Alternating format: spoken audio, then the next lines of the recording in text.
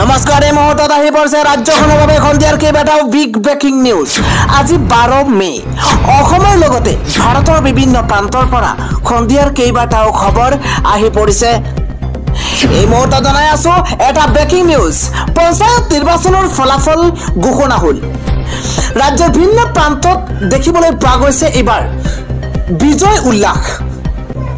বিজেপিৰ ধুমুহা এইবাৰ দেখিবলৈ পোৱা গৈছে। উচন হল কংগ্ৰেছ। এই মুহূৰ্তত বিগ পলিটিক্যাল ব্ৰেকিং নিউজ জনোৱাৰ চেষ্টা কৰিছো। পঞ্চায়ত নিৰ্বাচনত বিজেপিৰ ধুমুহা। উচন হল কংগ্ৰেছ। এবাৰ উজনি নামনি সকলোতে বিজেপিৰ জয় জয়কাৰ দেখিবলৈ পোৱা গৈছে। বিধানসভা নিৰ্বাচনৰ পূৰ্বে বেকফুটত এবাৰ কংগ্ৰেছ, ৰাইজৰ দল আৰু জাতীয় পৰিষদৰ শোচনীয় পৰাজয় দেখিবলৈ পোৱা গৈছে। ৰাইজৰ দল আৰু জাতীয় পৰিষদৰ শোচনীয় পৰাজয়। 397খন জিলা পৰিষদৰ 304খন এই বিজেপিৰ মিত্ৰজোঁটৰ দখলত। উজনি অসমত 167টা জিলা পৰিষদৰ 161খন বিজেপিৰ দখলত। কংগ্ৰেছে লাভ কৰে মাত্ৰ 4খন আসন। এই মুহূৰ্তত ডাঙৰ খবৰ জনোৱাৰ চেষ্টা কৰিছো। মধ্য অসমৰ 51টা জিলা পৰিষদৰ 31খন বিজেপিৰ। কংগ্ৰেছে লাভ কৰে 19খন আসন। এইদৰে কংগ্ৰেছে লাভ কৰে 19খন আসন। উজনি অসমৰ 798টা আঞ্চলিক পঞ্চায়তৰ 609টা বিজেপিৰ দখলত।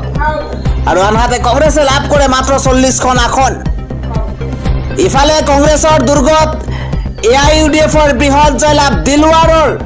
দিলৱাৰাৰ বেগমৰ এইবাৰ বৃহৎ জয়লাভ দেখিবলৈ পোৱা গৈছে। কংগ্ৰেছৰ দুৰ্গখ্যাত নৱগঠিত চমৰীয়াত খুনতলিত এইবাৰ AIUDFৰ বিজয়। 2 নম্বৰ খুনতলি টোপামাৰী জিলা পৰিষদৰ সমষ্টিত এইবাৰ কংগ্ৰেছ শূন্য।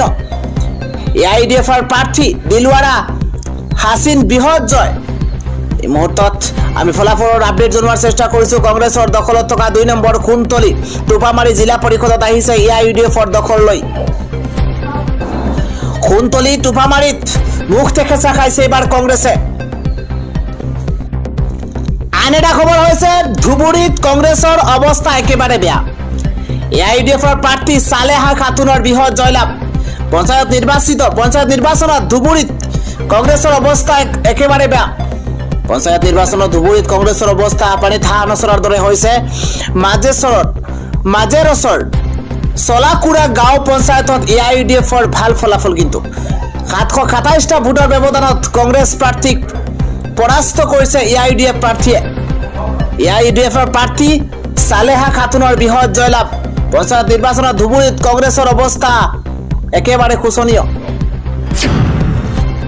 আজিৰ সন্ধিয়াৰ আন এটা গুৰুত্বপূৰ্ণ খবৰ হৈছে ভাৰত ৰাছিয়াই নিৰ্মাণ কৰিব নেকি S-500। পাকিস্তানত এতিয়া লাগিছে হাহাকাৰ।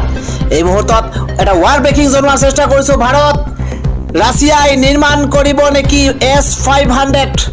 এই মুহূৰ্তত আমি ৱাৰ ব্ৰেকিং জনোৱাৰ চেষ্টা কৰিছো, কিয়নো ভাৰতে পাকিস্তানৰ ওপৰত ধাৰাবাহিকভাৱে যি আক্ৰমণ চলাইছে তাৰ মাজতে আন এটা খবৰ, ভাৰতক S-500ৰ ব্যৱস্থা যৌথ উৎপাদনৰ সুবিধা দিব ৰাছিয়াই। পাকিস্তানত এইবাৰ হাহাকাৰ পৰিৱেশৰ সূচনা হৈছে। S-400ৰ পিছত ভাৰতে লাভ কৰিব এতিয়া S-500। ৰাছিয়াৰ পৰা ভাৰতলৈ আহিব S-500। নিউক্লিয়াৰ আক্ৰমণো ভেদিব পাৰে এই S-500। ভাৰতে ধ্বংস কৰি পেলাব পাকিস্তান। এবাৰ ভাৰত জপিয়াই পৰিব পাকিস্তানৰ ওপৰত। ৰাছিয়াৰ পাছত ভাৰত হ'ব S-500ত থকা দেশ। একেলগে 10টাকৈ বেলিষ্টিক মিছাইল ধ্বংস কৰিব পাৰে S-500। 2000 কিলোমিটাৰ পৰ্যন্ত দূৰৰ পৰা মিছাইল ডিটেক্ট কৰিব পাৰে এই S-500। আন এটা বিগ ব্ৰেকিং নিউজ হৈছে এফালে ভাৰতে চলাইছে পাকিস্তানৰ ওপৰত ভয়ংকৰ আক্ৰমণ, আৰু তাৰ মাজতে পাকিস্তানত আন এক বিপদ। এবাৰ পুনৰ আন এক ভূমিকম্পই কঁপাই গৈছে পাকিস্তান। এই মুহূৰ্তত জনাই আছো আন এটা ডাঙৰ খবৰ। পুনৰ আন এক ভূমিকম্পই কঁপাই গৈছে পাকিস্তান। 4.6 প্ৰাবল্যৰ ভূমিকম্পই জোকাৰি গৈছে পাকিস্তান। 1.26 মিনিট 1 মিনিট 26 ছেকেণ্ড আহিছিল ভূপৃষ্ঠৰ পৰা 10 কিলোমিটাৰ গভীৰতাত এই ভূমিকম্প। এই মুহূৰ্তত ডাঙৰ খবৰ এতিয়া দেউলীয়া পাকিস্তানত হাহাকাৰ পৰিৱেশৰ সূচনা হৈছে। পুনৰ আন এক ভূমিকম্পই কঁপাই গৈছে পাকিস্তান। পৰৱৰ্তী খবৰটো হৈছে দলগাঁৱত শূন্য হৈছে বিজেপি কংগ্ৰেছৰ উত্থান দেখিবলৈ পোৱা গৈছে দলগাঁৱত কংগ্ৰেছৰ জয় জয়কাৰ বিজেপিৰ এবাৰ মুখ দেখেছা দলগাঁৱত পুহুলৈ আহিছে আঞ্চলিক পঞ্চায়তৰ ফলাফল মোট 29টা আঞ্চলিক পঞ্চায়তৰ ভিতৰতে 20টাৰ ফলাফল ঘোষণা হৈছে 18টা পঞ্চায়ততহে কংগ্ৰেছৰ প্ৰাৰ্থী বিজয়ী হৈছে ইয়াৰ বিপৰীতে এটা AIUDF আৰু এটা নিৰ্দলীয় প্ৰাৰ্থীৰ দখলত বিজেপিৰ এবাৰ মুখ দেখেছা দেখিবলৈ পোৱা গৈছে আন এটা খবৰ হৈছে প্ৰধানমন্ত্ৰী নৰেন্দ্ৰ মোদীৰ গুৰুত্বপূৰ্ণ বৈঠক এবাৰ উপস্থিত আছে ৰাজনাথ সিং এছ জয়শংকৰ NSA অজিত ডোভাল আৰু CDSৰ মুৰব্বী এক বিশেষ বৈঠকৰ আয়োজন কৰা হৈছে উপস্থিত হৈছে য'ত ৰাজনাথ সিংকে ধৰি কেইবাগৰাকী বিশিষ্ট বিষয়ববীয়াসকল প্ৰধানমন্ত্ৰী নৰেন্দ্ৰ মোদীৰ গুৰুত্বপূৰ্ণ বৈঠক আৰু সেই বৈঠকত উপস্থিত হৈছে তিনি সেনা প্ৰধান পাকিস্তান সন্দৰ্ভত চলিছে গুৰুত্বপূৰ্ণ আলোচনা যেহেতু পাকিস্তান আৰু ভাৰতৰ মাজত যি তয়াময়া যুদ্ধ আৰম্ভ হৈছে আৰু তাৰ মাজতে এক বিশেষ বৈঠকৰ আয়োজন কৰা হৈছে পাকিস্তান সন্দৰ্ভত চলিছে এই বৈঠকত গুৰুত্বপূৰ্ণ আলোচনা অপাৰেশ্যন সিন্দুৰক লৈ আহিব পাৰে ডাঙৰ খবৰ ইফালে ভাৰতক লাগে POK পাকিস্তানৰ বুকু কপাই মোদীৰ কঠোৰ হুংকাৰ যুদ্ধবিৰতি উলংঘা কৰা পাকিস্তানক কঠোৰ সকিয়নি এবাৰ ভাৰতৰ পৰৱৰ্তী খবৰটো হৈছে 20,000 ভোটৰ ব্যৱধানত বিজয় সাব্যস্ত কৰিছে এইগৰাকী প্ৰমিলা চৰকাৰে বিজয়ৰ পাছতে অভয়াপুৰীৰ বৈতামাৰী 7 নম্বৰ জিলা পৰিষদৰ প্ৰাৰ্থী প্ৰমিলা চৰকাৰৰ আনন্দ উল্লাস দেখিবলৈ পোৱা গৈছে আজিৰ সন্ধিয়াৰ আন এটা গুৰুত্বপূৰ্ণ খবৰ হৈছে টেষ্ট ক্ৰিকেটক বিদায় দিছে এবাৰ বিৰাট কোহলিয়ে এই মুহূৰ্তত ক্ৰীড়া জগতৰ এটা ডাঙৰ খবৰ জনোৱাৰ চেষ্টা কৰিছো সকলো ক্ৰিকেট অনুৰাগীৰ বাবে এটা দুখবৰ কিয়নো টেষ্ট ক্ৰিকেটৰ পৰা অৱসৰ ঘোষণা এবাৰ বিৰাট কোহলিৰ সামাজিক মাধ্যমত বিৰাট কোহলিয়ে জনাইছে এই কথা টেষ্ট ক্ৰিকেটে মুখ পৰীক্ষা কৰিলে গঢ় দিছে মই কেতিয়াও কল্পনা কৰা নাছিলো যে এই ফৰ্মেটে মুখ ইয়াত উপনীত যাত্ৰাত লৈ যাব এইদৰে টেষ্ট ক্ৰিকেটৰ পৰা অৱসৰ ঘোষণা কৰিছে বিৰাট কোহলি আৰু এইদৰে তেওঁ লিখিছে এটা টুইট কৰা পৰিলক্ষিত হৈছে বিৰাট কোহলিয়ে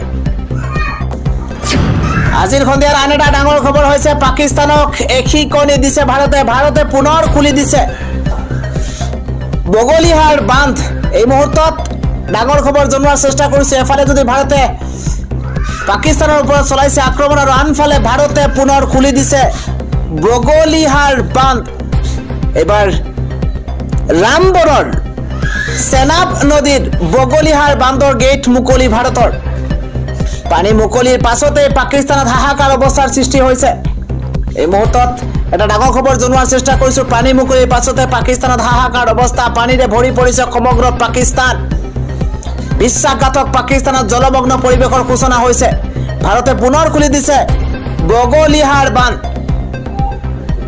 ৰামবনৰ সেনাব নদীৰ বগলীহাৰ বান্ধৰ গেট মুকলি ভাৰতৰ সন্ধিয়াৰ আন এটা ডাঙৰ খবৰ হৈছে যেহেতু পঞ্চায়ত নিৰ্বাচনৰ ভোট গণনা অব্যাহত আছে আৰু তাৰ মাজতে এবাৰ এটা ভোট গণনা কেন্দ্ৰত প্ৰচণ্ড কাজিয়াৰ সূত্ৰপাত 2 ৱাৰ্ড সদস্যৰ এজেণ্টৰ মাজত তীব্ৰ হতাহতি দেখিবলৈ পোৱা গৈছে আমি জনাই আছো কত এইদৰে ডাঙৰ ঘটনা সংঘটিত হৈছে এটা বিগ ব্ৰেকিং জনোৱাৰ চেষ্টা কৰিছো মোৰাজাৰ ভোট গণনা কেন্দ্ৰত প্ৰচণ্ড কাজিয়া 2 ৱাৰ্ড সদস্যৰ এজেণ্টৰ মাজত হতাহতিৰ সৃষ্টি হৈছে কপাহবাৰী গাঁও পঞ্চায়তৰ 7 নম্বৰ ৱাৰ্ডৰ কবিৰ আহমেদ আৰু জাবেদ আহমেদৰ এজেণ্টৰ মাজত প্ৰচণ্ড মাৰপিট বেলট পেপাৰত ভোট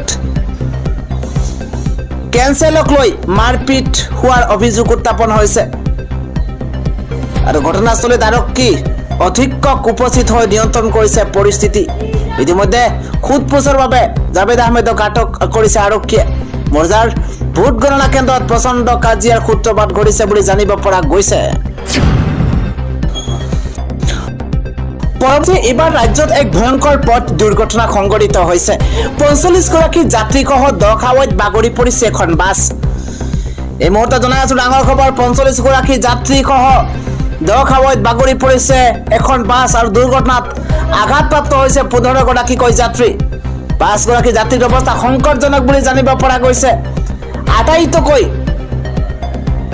ডাঙৰ ঘটনা সংঘটিত হৈছে ততাতৈয়াকৈ হস্পিটেলত ভৰ্তি কৰোৱা হৈছে আটাইকে আৰু এই মুহূৰ্তত এখন ট্ৰাকক অভাৰটেক কৰিবলৈ লোৱাৰ সময়তে সংঘটিত হৈছে ভয়ংকৰ পথ দুৰ্ঘটনা নিশা প্ৰায় 1:30 বজাত সংঘটিত হৈছে এই ভয়ংকৰ ঘটনা কালি নিশাৰ খবৰ 1:30 বজাত সংঘটিত হৈছে এই ভয়ংকৰ পথ দুৰ্ঘটনা বৰপেটাৰ পৰা শিলাপথাৰ অভিমুখী আছিল এই বাছখন আৰু তাৰ পিছতে ভয়ংকৰ পথ দুৰ্ঘটনা সংঘটিত হৈছে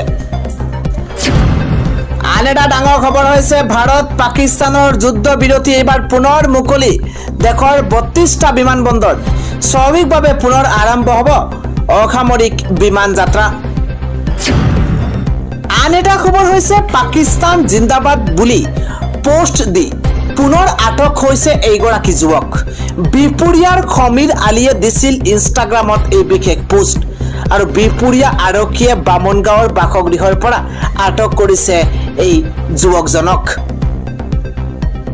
গতিকে আপুনি সামাজিক মাধ্যমত আপুনি কমেন্ট কৰোঁতে পোষ্ট কৰোঁতে 10 চিন্তা কৰক যে শেহতীয়া পৰিস্থিতিৰ প্ৰতি লক্ষ্য ৰাখি আপুনি সামাজিক মাধ্যমত ইনষ্টাগ্ৰাম ফেচবুক হোৱাটছএপত আপুনি কিবা পোষ্ট কৰোঁতে 10 আপুনি চিন্তা কৰক অন্যথা এই যুৱকজনৰ দৰে হ'ব পাৰে আপোনাৰো পৰিস্থিতি